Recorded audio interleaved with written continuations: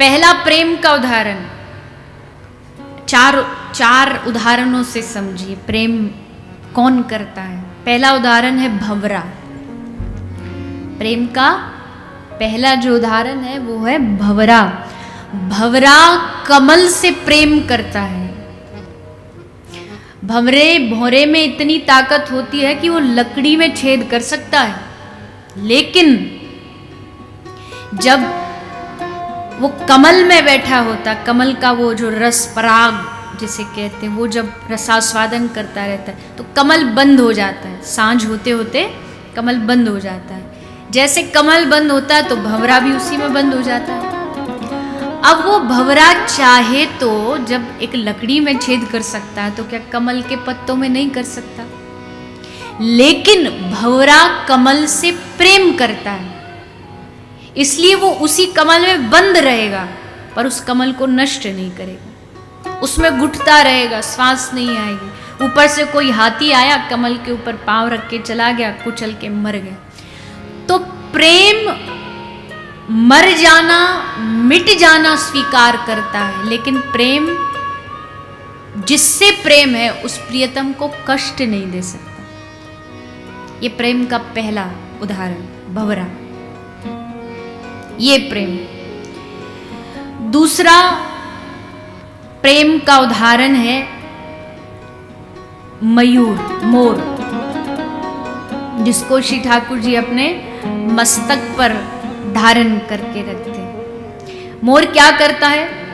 घन को देख करके, बादल को देख देख खूब नाचता है, और मोर घन से यानी बादल से प्रेम करता है। बादल उसका प्रियतम है। तो मेघ गर्जना करता है, वज्रपात करता है, बिजली गिरती है, लेकिन मोर नाचता रहता है। लेकिन उसका प्रेम कम नहीं होता घन के प्रति, मेघ के प्रति। इसलिए प्रेम का उदाहरण दूसरा है मोर। प्रेम का तीसरा उदाहरण है पपीहा।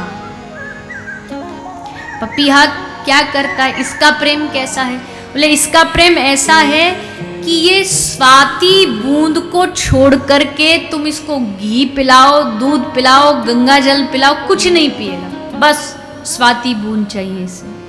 वो नहीं मिली तो साधारण जल ना पी के मर जाएगा, पर पिएगा नहीं, सिर्फ स्वाति बूंद। इसको अनन्यता कहते हैं, मतलब एक के प्रति समर्पित। और प्रेम का फिर सबसे बड़ा अगर कोई उदाहरण है तो वो है मीन, यानी मछली। सबसे बड़ा आदर्श स्थापित करती है प्रेम का मछली, कि अगर उसे जल चाहिए तो जल ही चाहिए, जल में ही जिंदा रहेगी।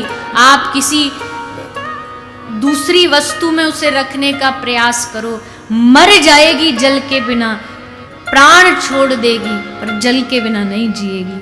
ठीक वैसे ही सिर्फ तू चाहिए, सिर्फ प्रियतम चाहिए। उनसे दूर हुए तो प्राण निकल जाएंगे, लेकिन उनके बगैर नहीं रहेंगे। ये एक प्रेमी का लक्षण है, एक प्रेमी कर सकता है। तो ये जो पक्षी है, ये उदाहरण है प्रेम का। इसलिए जब भी शास्त्रों में गोपी भी जब प्रेम का कोई परिभाषा वर्णन करती तो इन्हीं का नाम लेते।